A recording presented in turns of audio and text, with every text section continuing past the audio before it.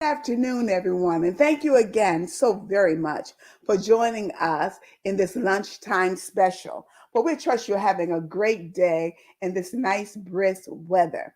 Well, today's discussion is coming. I'm your host, Pastor Cynthia G. West. What is our discussion today? Well, let's talk about concerning the alternatives. So today we're going to be discussing the alternative ways of living for our optimum health. We are so grateful that you're with us. But before we do that, I want to remind you of the King's Pantry. The King's Pantry, the nonprofit organization that's located in the Bridgeport area on 30 Florence Street, one of the longest standing food pantries in the area. It's open from 10:30 to 1 from 10 o'clock to 1:30. Please bring your ID. If you're in any sort of need for substance, food, vegetables, fresh vegetables, meats that will help you extend now that the children are home from school. Seniors, let us help you.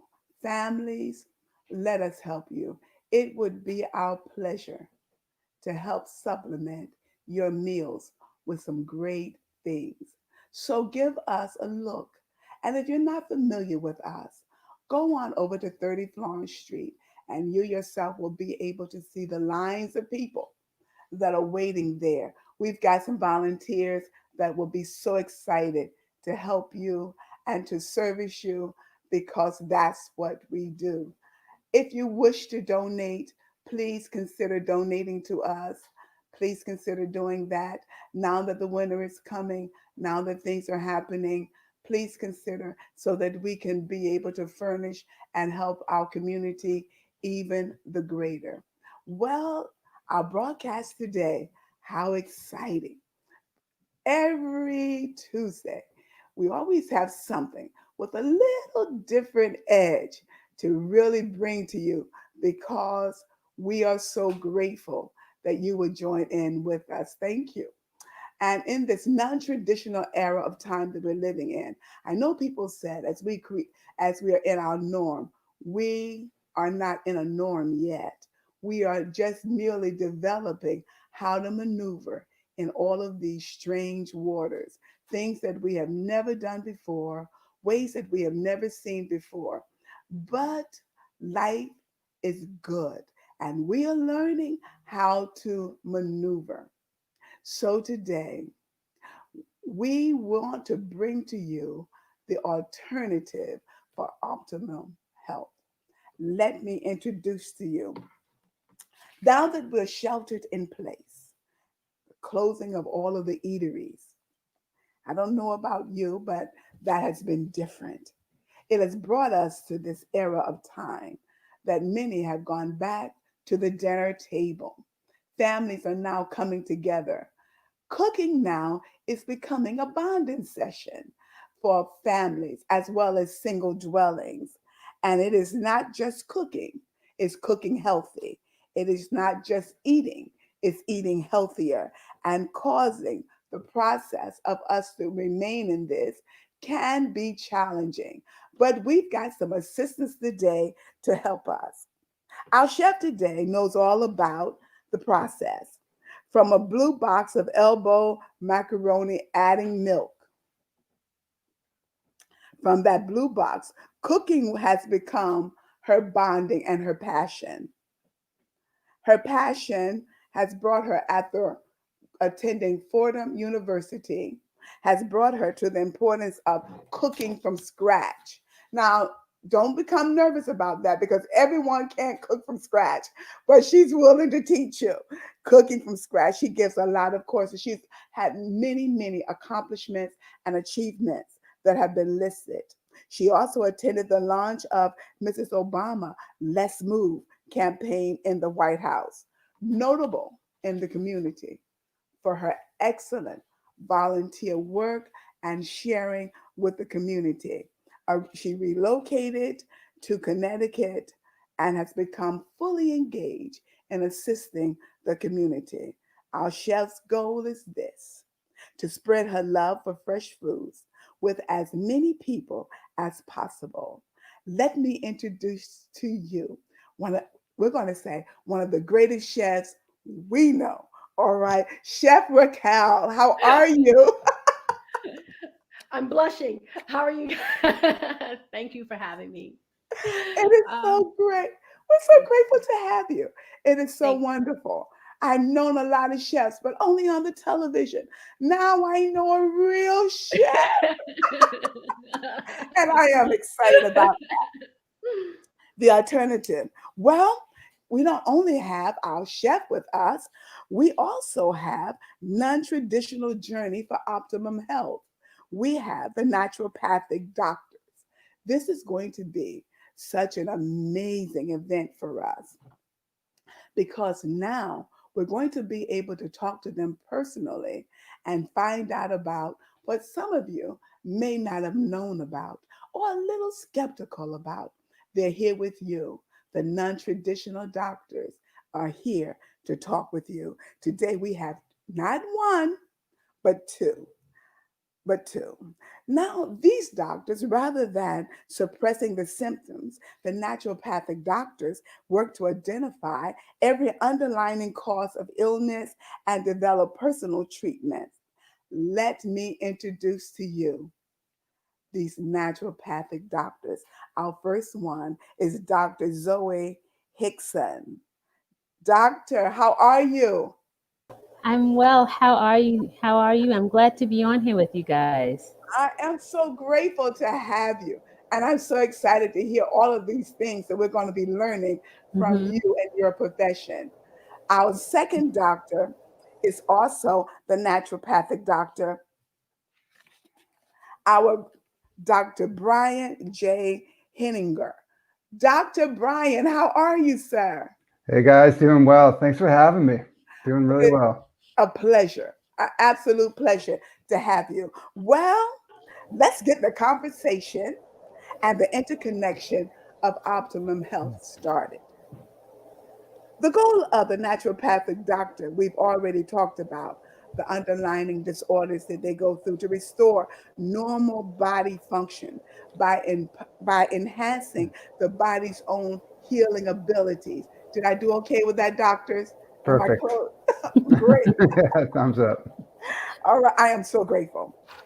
Doctors, what would be the difference in visiting your establishment and a general practitioner? Zoe, you want to go first? Sure. Um, so one thing I will say, and Dr. Henninger, you probably can attest to this too, is that each naturopath has their own style and adds their own creativity to how they treat. So you can have a different experience based on each office you go into. Hmm. However, I would say one of the things that naturopathic doctors tend to focus mainly on is listening to their patients, and not that conventional doctors don't. We just tend to spend more time. Okay. So, typically speaking, we're spending on short maybe 30 minutes, but usually 45 minutes to an hour with a patient. And a big part of that has a lot to do with trying to find that underlying cause, or at Okay. least the system that could be most most triggered in that moment for us to deal with. Okay. So to come to you, about how long would an exam take if it were my first time? On typically on a first visit, it could be anywhere between 60 to 90 minutes, depending on the office. I know Okay. in my office, it usually takes me an hour to an hour and 15 minutes for that Okay. first visit. Okay. Thank you Yeah. so much. Well, with everything that's going on, the pandemic, the election, finances, and so much more, it's called life itself. COVID. Before COVID, many of us would have been very skeptical to even change our diets or anything else. We were in a groove and a move. And most of society before COVID time was just busy. We were just busy. And it's amazing that since COVID has come, we're even more busier, but in a totally different way. Mhm. What have or what supplements would either one of you suggest that the average person should be dealing with on a daily basis Mm. for health, Hmm. more than a multivitamin? Well, it's always good to get blood work done too, to figure Okay. out, from a standpoint and catching deficiencies and making sure we know kind of exactly what they Hmm. should get. I know vitamin D has been in the research, to get your levels checked. That's a huge Okay. one. If your vitamin D levels are low, that can affect your immunity. Okay. Yeah. Now, I've heard that zinc was really good for this also. Am I off? Am I on?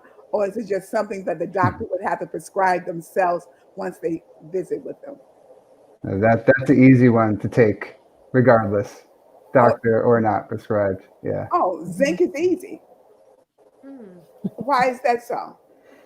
It's easy to get. It doesn't like get toxic.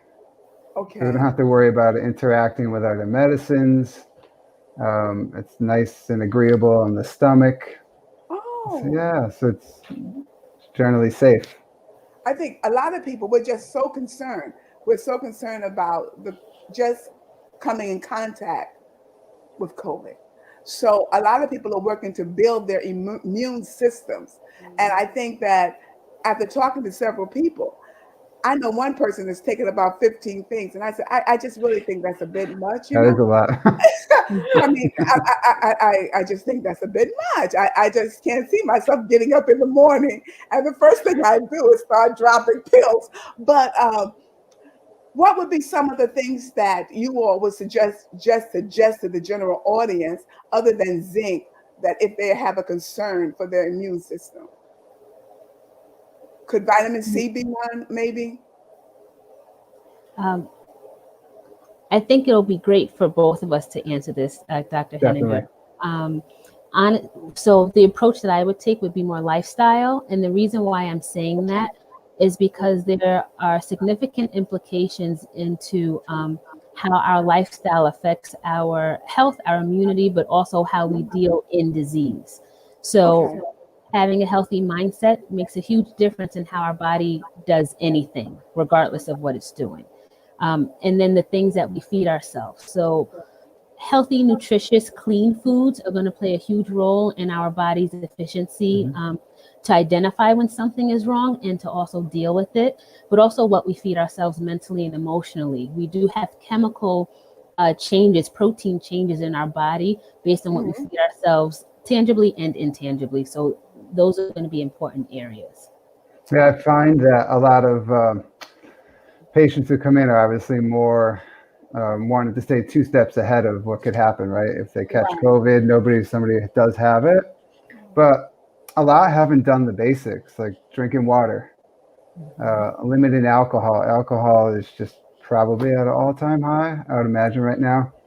People are walking a lot, which is great, but I think the basics of eating well and like we'll talk about today, and cooking at home and figuring out how to stay healthy, avoid the sugars. It's very easy to have sugar now. It's like all those simple things can go a long way because sugar suppresses the immune system. Mhm. Your gut, where you digest, is 75% of your immune system, and that's part of your microbiome, and that's what helps your mood. A lot of simple things first that Okay. can go a long way. Okay. So, Chef Raquel, Yes. if I were a mom, and I am a mom, but what would be, but my children are adults, what would be a great breakfast to start them off with? Huh. So I make these, and it's on my recipes actually through Cooking Matters.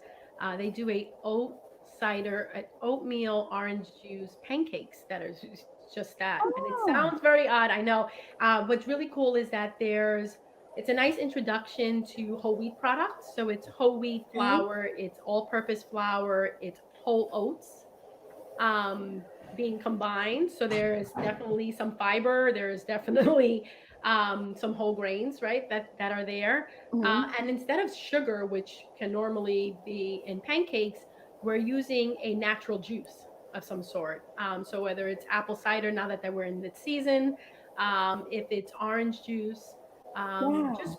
yeah, combining the two with a little bit of baking powder, you have pancake mix And so I make that for the kids. And what's really nice is that even though if it's a batch that you might, your family might be a little smaller and you have a lot of pancakes done, if you slightly undercook them, like you cook them off on a skillet and then you can freeze them on parchment paper or something that wouldn't stick, right? And then just have it as a everyday. You can pop them right into the toaster type of thing. So, oatmeal Oh my pancakes. goodness. Moms, okay, dads. Okay, I believe men should learn how to cook also. Dads. It's Okay, true. that's amazing. That's absolutely amazing. So what do you do with a child that would be, what would you recommend for a child that would be a finicky eater? And I know a couple of those, and they're like, yuck, yuck. What can a parent put in their stomach in the morning? Because I'm still a believer that breakfast for children such a great importance to start them off the day with. Um, Yep. other than cereal and stuff like that, Yes. what would you suggest that a So I mom? think when we allow a child to actually participate in preparing, sorry, Uh-huh. the actual recipe, they're more likely to actually taste what they have prepared. So something like overnight oatmeal might be something that you can do with a child in a mason jar the night before. They can throw in some favorites, even if it is something like chocolate, which my kids absolutely love chocolate. But the idea is that they're using bittersweet. I buy bittersweet chocolate, so it's not filled with a lot of sugar, as the Okay. Dr. Brian was saying. Hmm. So and there's good antioxidants there, right, Hmm. doctor? So he Absolutely. gives me some Yep. thumbs up. That and raw Um, cacao. Yep. yeah, so an overnight oatmeal would be nice. Again, getting the kids to participate. Parfaits are really cool. Kids love that. And especially in the morning time, it's a little hard even for us to kind of make sure we eat something and we're thinking about things on the go. So, yogurt, and I try to get unsweetened yogurt. And again, it's about getting your taste buds kind of adjusted to It's a certain flavors. process. It's hard, Mm. It's a we're getting a process. vanilla It's a yogurt, but being process. conscious of the amount of sugar that's being added on it. But then you can naturally sweeten things, when we're talking about what Okay. what sugars, honey, maple syrup, right? Really thinking about nice fruit, adding some pieces in. And so I find, not only getting the kids kind of involved in it, but actually thinking of fun things that we know are quite delicious, but introducing some really great stuff in there. So it might be a mix of fruit or a compote, which is just like cooked down fruit, like an Hmm. apple sauce, but a little more chunky into your yogurt, right? So you're getting more things in it, but it's something that's familiar and not a lot of sugar like a lot of yogurts can have when they have all those crumbles of Oreos and stuff on top. Now I'm hearing you all talk about sugar a lot. So there has to be a great disadvantage in this from the tone that I'm getting. Sugar Mhm. brings about a great white sugar brings about a great disadvantage. Am I correct in my Yeah. thinking? Mhm. Absolutely. Okay, please explain. Well, what the sugar's been stripped so it doesn't have its original natural components to it. And And then when it gets into the bloodstream, like say somebody has a really sugary breakfast, their blood sugar is going to skyrocket, and then insulin's going to come in and drop it. okay. So that's when their focus goes. That's when the mood may change. And so they start the day off like on a bad foot, so to speak. And sugar supplements, I don't want to call the supplements on the air, but the different sweeteners, the blue packet, all of that, the yellow packet, all Mhm. of those sweeteners, they are not healthy either. So those contain chemicals that are foreign to our body, or that you wouldn't ingest if you actually knew what was in Oh, it. Dr. So, Zoe, please, Dr. Zoe, well, not please. so. Well, the thing with that, so a nice rule of thumb is eat foods closest to what they look like in nature. So if someone does want a sweetener from a packet, I will suggest to get stevia because it is an actual plant. I personally like the actual leaf over anything in a packet Oh, of it. okay, So that's my preference. Mhm. So I don't mind having the plant at home. okay. But when we choose things that are closest to what they look like in nature, they're either not processed at all or very minimally processed, and the body can recognize it so it knows what to do with it. So So, the rule of thumb then, if I'm hearing you correctly, mhm, you choose things that look as close to what they should look like in nature, in their yeah. original habitat. Mhm. Exactly. So when Dr. Henninger mentioned that white sugar is stripped, most sugary things in nature have fiber attached to it. Fiber, when we have sugar in combination with fiber, it actually slows the process that sugar gets into our bloodstream. So we don't have those drastic spikes as we would when we have sugar stripped from its fiber and other nutrients that may come with that, whatever we're getting the sugar from. So that's where we can have those spikes that Dr. Henninger was talking about. Okay, you all have a question. And the question from the viewing audience is this, after the glasses. Is it true sugar is more addictive than certain drugs? Hmm, that's a tricky one. It's up there. Yeah, it It, is. the Yeah. problem is it's everywhere. Yeah. That's, it's Sugar so is addictive. accessible. And we all love it, right? We Oh got my Mhm. to be honest. We got to be honest. It's it's very appealing.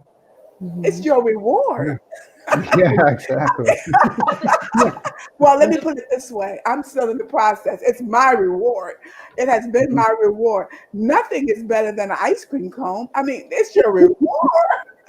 but the Well, sad thing is that mm, at least when we can detect it in terms of like dessert, like you're saying, ice cream or a piece of chocolate, the sad thing is that things like tomato sauce, right? Simple, even more simpler things that you wouldn't think of being sweetened are pumped with sweet. sugar. I think, Mhm. when I used to work at a public school in Harlem, I learned that barbecue sauce for chicken, like barbecue chicken, was made out Yeah. of grape jelly and ketchup. Two big sugary items, Mm. and they would combine the two and put it right on chicken to make barbecue sauce. Wow. Wow. Yeah. Yeah. The same thing for granola. Granola, it sounds healthy and it is for the most part, but you always have to check the ingredients and look at what the sugar content is, what the carbohydrates are, and that Oh makes my a big difference. goodness. Dr. Mhm. Brian, when you eat granola, you think you're doing something awfully good Totally. for yourself. Yep. You're like proud of yourself. I'm going to eat this yucky stuff So it's and then I'm going to be good for the rest of the day. Oh my so goodness. it's still good for you and it's better than other foods. It's just, being aware. Oh Yep. my Yeah. God. Like Raquel said, Chef Raquel. Mhm. Okay. So then, in all actuality, can you become addicted to just eating sugar sweet things? Or is I it would. just something you like? I think you can become addicted for a couple of reasons. One, So way. yes. I don't want to be the bearer of bad news. Oh, come on. Well, Oh my well, goodness. there's a couple of things to look at. All right. Sugars and fats give us that dopamine effect, which is our happy hormone. So Yeah. when we eat it, especially for those who may emotionally eat, they're Mhm. looking for that dopamine dose. So that's one way that it can become addictive. But also, Okay. if we have dysbiosis in our body, if we have organisms growing that make us crave it more, it's easier for us to want to go for something sugary. Okay. So there are underlying components to that sugar addiction, if you will. It's satisfying something. It's either satisfying a bugger in there that we don't want, or it's satisfying a chemical imbalance that we're feeling in that moment. Okay. Thank you. You have another question. The question is for you, the board. What are the best nutrient dense foods to have, to always have in your home? What are the best ones to have? Do you want me to read it again? Let me do it I again for you. What are the best nutrient dense foods to always have in your home? I I think having dark leafy greens is always a must. That was my number one. Yeah, What was that? That was dark my leafy number one. green. Yeah, dark leafy green veggies, high in minerals and vitamins and nutrients. They give good fiber. They're great roughage. Every whole food does have every component of nutrients. It's just a matter of how much it has per food. But your dark leafy greens, they benefit a lot across the board, hormonally, cardiovascularly, cardiovascular wise, digestion. That's something that I'd say we can't go without. Okay. And if you want to add sweet potatoes to that, they're, Oh, a now nice I thing to like the have. mac They're, again. you can cook them. They're great leftovers. Yeah. It goes great with. Yes. Can you have that with butter? Or no? Sure. Okay. All in But moderation. olive oil, the best Mhm. part. Let's stay with the butter, and then you'll get an air hug. Right. All right, there you go. But like with all of this, so it has to be feasible, right? So if You somebody really isn't going to eat a sweet potato, they got to find a way to eat it. That's great at Mhm. first. Yeah. because really and truly, this is a process. We're Sure. starting to eat things we thought we would never eat, or was not even appealing in the least. And Mhm. now for our health, because I think that after this, in this midst of all of this, people are becoming very interested in their health Yep. because Mhm. death has Mhm. become a reality. COVID-19 has caused death to become a reality with a lot of people. So you Mhm. have another question. What is the best way to get more fiber in kids? You know, I would like to hear Chef Raquel's answer, because her pancake recipe, I do something similar. I put flaxseed in everything. So I use oatmeal and flaxseed as my flour base. So, and she's, I've seen her in action, and she's made things taste great. So I I'm sure. told her she's the best chef we know. Oh my God. Great. um, my I like add. I play a lot with quinoa, so it almost relates to the question beforehand. And I come from. I'm Puerto Rican, so we have a high rice. We use a lot of starch. And to your Mhm. point of things that are stripped from their whole grain, right? White rice we know converts very quickly, but I like combining. When I think of kids meals, I try to keep. We think of kids meals sometimes chicken nuggets, French fries. We want to move away from that and kind of introduce adult meals, but in a kid friendly type of way. Okay. So I try to just um, when I'm thinking about what I am preparing, I try to sneak some things in, but still make them a part of that process, right? So quinoa is a seed. It's high in protein, and you can correct me. Probably the doctors will obviously know Right. more about the benefits of Mhm. it. But you make it the same way you would rice, and I actually mix it in my rice. Sometimes I don't want to take a child and go from 0 to 60 so quickly. But if Mm. we start blending it in, it's not as noticeable, and it's a little bit more, the curiosity is enough where there's comfort, because food, it has to Okay. be safe, you know Mhm. and so doing something like that, like combining the brown rice, making a pot of brown rice, making a pot of white rice, combining the two, quinoa, brown rice, white rice, making, like, like I do an Asian stir fry, right, where Okay. you would have brown rice, so you're not using a lot of soy sauce, right? Chinese food is delicious. But the idea is that if you already are using brown rice, it gives the illusion that you're darkening it with soy sauce, and you're not doing that. And then throwing in your veggies that way. So, when I think about fiber, I also do a demonstration, and it's funny, with little kids, where we take white bread and whole wheat bread and we put it in orange juice to kind of like recreate what's happening in our stomach. And the Hmm. kids are able to see what happens when white bread goes into orange juice. It kind of disintegrates and turns into this mush. And whole wheat product, like the bread will come out and still be like a sponge. Like you can squeeze it and throw it right back into the orange juice, and it will actually keep its shape. And it's helpful so that they get a visual of what's happening inside, because the look of soggy bread doesn't look so hot when you kind of see it falling apart. So having those discussions, like taking a child and actually taking the time to explain why we're doing what we're doing, Mhm. changing out the whole wheat, to whole wheat pasta, which again, it can be a little scary at first, but if you're I saw, you kind of were like, not, I know, if you're going to do pasta, just do pasta. But sometimes in your pasta salad, you can combine, whole Oh, wheat okay. penne and throw that in with white, there's certain Yeah, pastas that are that's spinach, doable. that are now red lentils. They are so many different um, grains, and Okay. cooking them separately and combining them, you're getting a nice color, right? Because you got to think about how That's color true. influences your Mhm. food, and you're getting different textures. So I don't know. Those were some of the ways that kids might find that color kind of, interesting, and want to try it that way. Okay. Okay. That makes sense. I mean, we even the thought of mixing the whole wheat pasta probably makes it a little bit more durable Yep. than normal. Just normal. As we're talking about the younger children, my mind went into what about these teenagers that are eating everything and the anxiety Dr. Brian and I had spoken earlier the anxiety that are in a lot of them, and I think that may be a good conversation. What would you recommend the parents do when they have the teenagers? I think the big thing is the like soda's the worst. We know that. Go with the really super sugary components. Like soda would be the number one to take out. Okay. Um, a lot of time, giving lemon water before bed and when they wake up gets their appetite going. Hmm. Because a lot of times in the morning, teenagers just don't want to eat.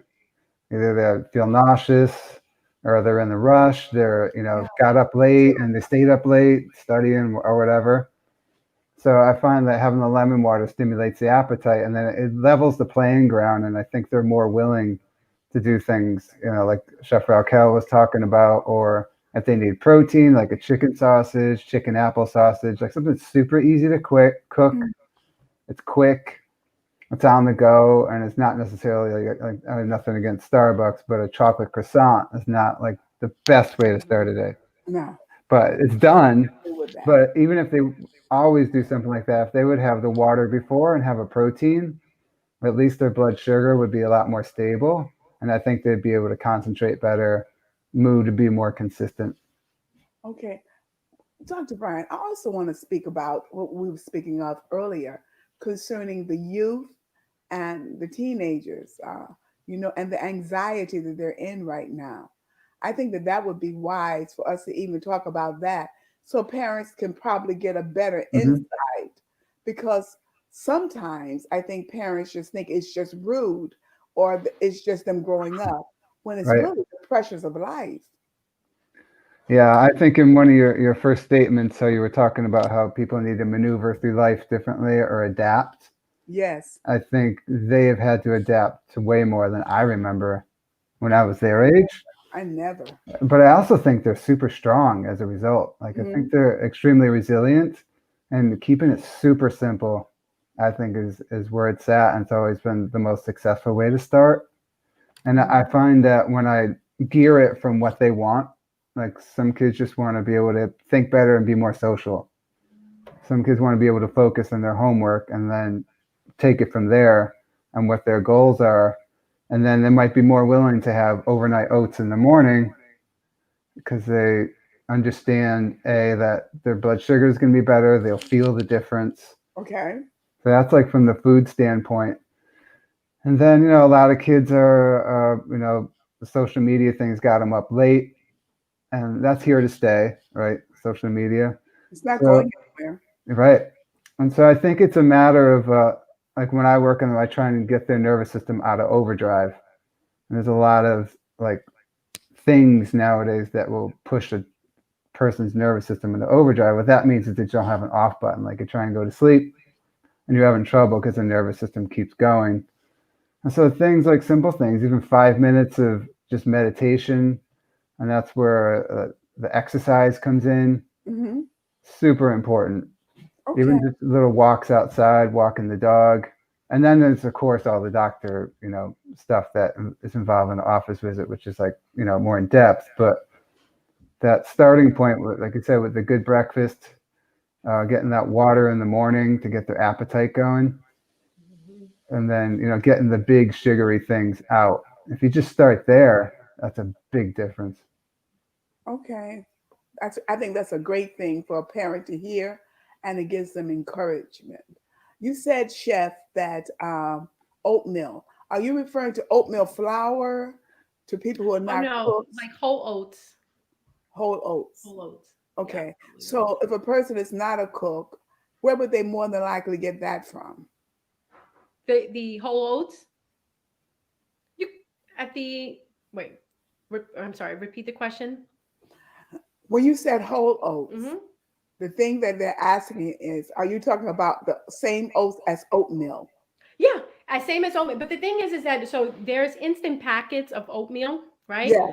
When we were talking about overly processed foods, the more convenient the item, the more processed it's probably been. So when you're thinking Oh, about okay. whole oats in the packets, like when I didn't know any better, I used to eat peaches and cream. They had that flavor, it was delicious, but it turns out to be really high in sugar, and not really nutritionally. There's not much really going Okay. on there, you know. But if you can get whole like rolling oats, the ones that it takes a little longer but not by much, and it actually will keep you fuller longer. So the idea is to kind of go the least processed possible, which just requires a little bit more work on your end. Okay. Because right now you can get oatmeal milk. Yes, delicious. Okay. Is that healthy? I don't know how help. I mean, Dr. Brian will probably be able to speak on that. I love it because of the fact, there's it's a nice alternative in terms of milk, and it also keeps a great texture. Because sometimes some of the other milk substitutes don't have the same consistency. I Okay. find, they're a little bit more watery. I think of Mhm. almond milk. Sometimes even that almond milk I can't use when I'm working with children, right? Because of nut allergies. So oat milk just has a very um, it has that thickness that milk offers. So I find that people who are trying to kind of make a swap for cow milk find oat milk to be the closest to Okay. whole milk. Yeah, I agree with that because a lot of people are veering away from dairy for whatever reason. Mhm. And as long as it's on the unsweetened side, Yep. it's great. And it goes Okay. well with coffees and whatnot. So when you're looking for to get away from the dairy products, what kind of milk should an individual be looking for in order to do that? I think the oat milk's great, coconut, the almond. I think oat is environmentally the one of the, nicest on the environment. Hmm. And I think she's right with the texture. It gives that creamy feel to it. Hmm. Yep. And so long as if it's unsweetened and it's going in something that's going to carry the flavor, should be great. And Oh, they're all, And it has a yeah. great shelf life. oh, it does. Okay. Yeah, it does. So Okay. They have a lot of things out now that it said. I don't want to name a brand. That's what, and that's Mhm. the only thing that's in my head is the name of the brand. But it's a substitute for milk, and you can buy it in skim, and you can buy it in whole, and all of that. Would milk like that? I mean, would that substitute be a good substitute, or do you just have to read and know for yourself? you always want to read it. Okay. You always want to read it All because right.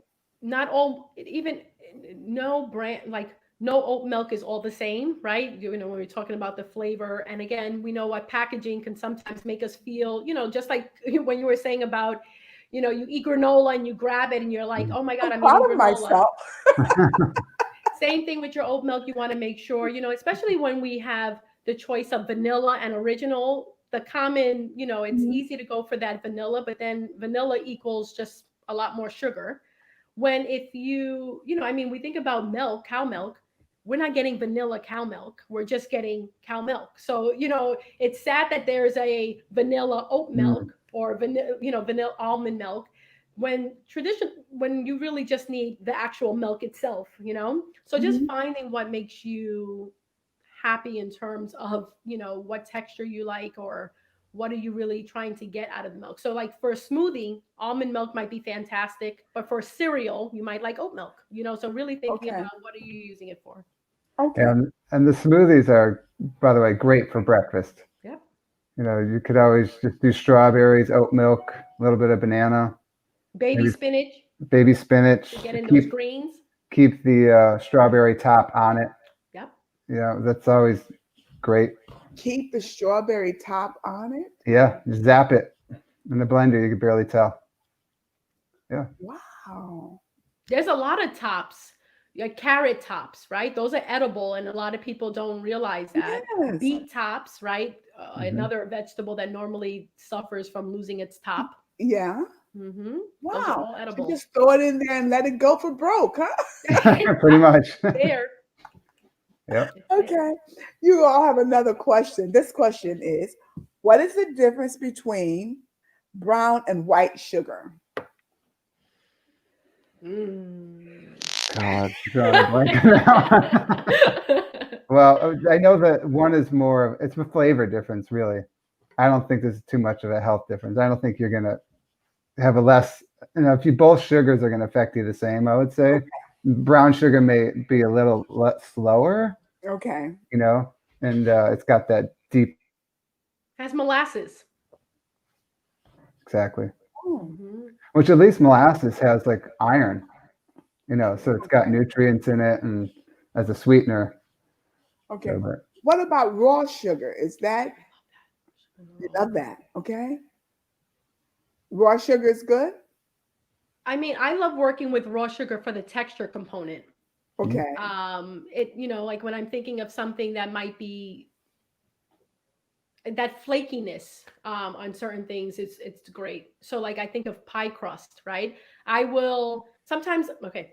So when I'm thinking about minimizing sugar or minimizing how much salt I'm using, I try to visually make you feel that it's in the component. So for instance, if I was making a blueberry, I do a crostata, which is nothing fancy. It's basically pie crust with some fruit in the middle, and you close it all up, and you would seal it with a little bit of melted butter if you like. I add the sugar and the raw on the mm, outside. Again, it Mhm. makes you feel that it's going to be a sugary dessert, right? But really, you're having the freshness and the tartness of the actual fruit that's in there, right? Oh, And it looks, again, looks can be deceiving, right? That's the idea of playing that little mind trick. But also when you feel it on your tongue, there's a texture to it that's a little flakier. It's kind of like the difference in salts, right? Like sea salt and kosher salt and table salt, there's differences. And so again, that's why I got excited with that raw brown sugar type of texture. okay. Well, chef, what salt would you recommend that we cook with? I get that. mm, I like working with kosher salt. The reason why, I mean, each salt is going to have, and Dr. Brian will obviously be able to mm. crush this, but each salt has, in terms of flavor, um, has a different salt, a different degree of salt, right? So table salt is the salt. To me, it's actually quite salty, and that's because it actually has a metallic flavor to it. It's a little harsh. So you think of those little red and white salt packets that you add into food. I Right. prefer something a little cleaner and milder, and I feel kosher salt or sea salt has those type of mildness to it. And the funny thing is that when you're adding salt, especially when I'm adding kosher salt, sometimes it looks like I'm adding a lot more than I'm using. And again, visually, it gives you the feeling that you're still getting that visual texture. But really, kosher salt doesn't have the same strength of salt as table salt would. So you can actually seem like you're using more to get some flavoring in your food. It's just a little bit, it weighs differently, it flakes differently. And so I don't know, kosher salt has a very clean way of seeping into food than other salts for me. But Yeah, there's also like Himalayan salts, which are pretty, mm. people are pretty excited about now, and the I health like benefits to Himalayan that. So salt. just going for something more, I don't know, visually, whatever you're comfortable with. But I steer away from table salt. I would be Okay. interested to hear Dr. Brian's spin Yeah, on salt. table salt is a lot like when you get bleached white flour. It's been refined. They add, I think, iodine to it, Yep. Yes. and it has its own flavor. So, like sea salt or kosher salt, the food is the main component. Yep. Mhm. Table salt takes over, Yep. and then there's sea salt. There's a Celtic sea salt that's the most original as it's been mined, and Hmm. that has some more of the iodine and other minerals in it. It's called Celtic sea salt, but it has its own flavor that it adds. Or like she was saying that the kosher salt is the cleanest. Okay. And the Malaysian salt? Yeah, that's good too. Yeah, it'll have all those profiles and some of the minerals. Okay. Yeah. Great. Great. You have a question. The question that's been posed is, what are healthy alternatives for salty snacks like chips and fries? Hmm. Hmm. You know, I will say it's not quite the same, but you get the salt and you get the crunch. Um, Celery naturally has its own salt and it's beneficial for a lot of different things. And combining that with the hummus tends to be like if you're that savory person, it usually is pretty satisfying. It is a big jump from a chip. So if you so in terms of transition, It's a if process. yeah, if you need a different if you need a bigger bridge, so to speak, from chips to hummus and celery, even if you're just getting cleaner products, a baked chip or even like a sweet potato chip, or Oh, even making it at home, those things can make a big difference. Using curly kale and baking it with a little bit of sea salt is like a Mm. wonderful chip, and it's always a home run with kids. And then my parents they're surprised that it tastes good, so they end up using it for themselves as well too. Those are just little things that are simple, and they may look very different from what a person is used to, but they don't compromise too much on flavor or crunch. And also technique. So that's really Yeah. that was fantastic. But the like non-frying and baking, right? Like that Hmm. cuts down on oil, right? So even if you were going to indulge in something french fries, I mean, let's be honest, the french fries are pretty yummy, but baking them, right, or making cutting them into wedges, right, and seasoning them really well, spraying it with a little bit of Pam or a little bit, coating them in olive oil and putting them on a Mhm. baking sheet, you will still get some really great french fries out of them, but you don't have to fry them. And now there's air fryers, which I haven't yet everything. played with, but I hear, a lot of people are loving that, so that's I'm another way telling of you, kind it's of cooking them. wonderful. It's And wonderful. then one last thing too is just cut up cucumbers that you skinned with salt on them. Mhm. Great, That's true. quick, easy. So when I cut up a cucumber, how do I prepare it? Yeah, so you just Just eat it skin raw? it. Yeah, you skin it, take the whatever green part off there, and cut it, and sprinkle some salt, and that's it. Dr. Hmm. Brian, that's Yeah, not a crunchy chip. but it's crunchy, it's cold, and it's salty. You'd be surprised how much kids will Hmm. love it. But you're right, it's not a chip. I mean, you have to go for like It's a not a plantain chip chip, for that. Doc. It's not a chip. But I mean, plantain chips would be everybody wants to closest. get that pop. I'm not a fun. I'm not that great with chips, but everybody likes to hear that pop in their mouth. Yeah, the texture. Hmm. Yeah, You know and I think it's something our nerves. The pop. I something that I often will suggest, like when someone is looking for that chip or that cookie, I usually will suggest to try that healthier version first. And more times than not, not always, but more times than not, it satisfies the taste enough that the person feels like, okay, I don't need to go for the chip or that cupcake. Yeah. So, like going for the salted cucumbers is no, it is not at all a chip, but you might find after eating it, you know what, that was satisfying enough. I don't need the chips anymore, or Hmm. Nah, having that piece it of does fruit. not bring the crunch. Well, but Because then Yeah, that's the where crunch. celery comes in. Yeah, you know, okay, so are that's pretzels okay? Can we eat pretzels? So, so pretzels are definitely going to turn the sugar quick, but they're not a disaster, you Okay, know. But and you can get gluten-free versions for pretzel. we made it through. We made it. Yeah, yeah. It's not the But best, but we can do it. You some if For those of you who like to be in the kitchen too, and Chef Raquel, you can add to this, but even making your own version. So there's a brand called Siete. They make grain-free wraps, so you can make your own tortilla chips, if you will, with so almond right. flour wraps. So that way you're just potentially Hmm. getting a cleaner product. You're still getting the crunch.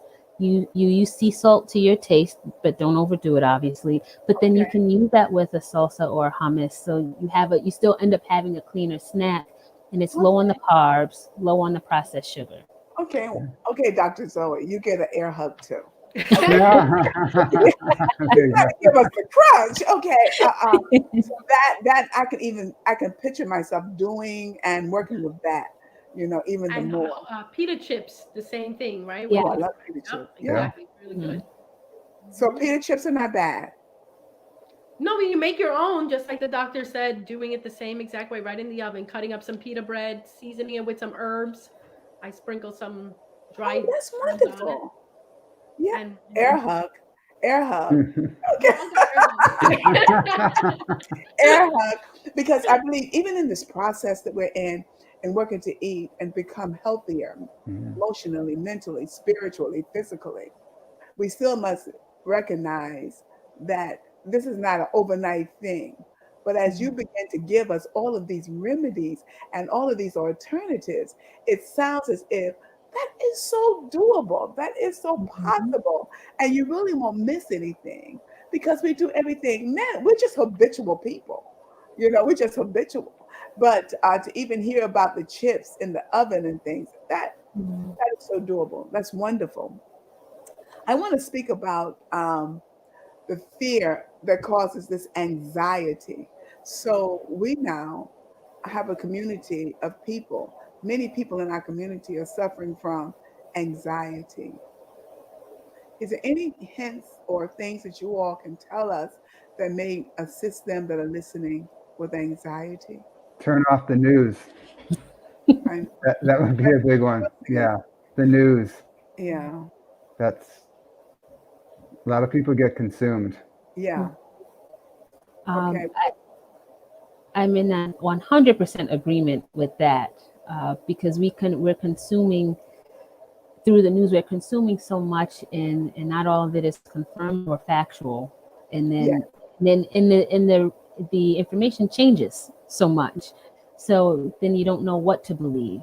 true. Um, you know, when it comes to other factors about anxiety and stress, some people may need more support in certain pathways in their body.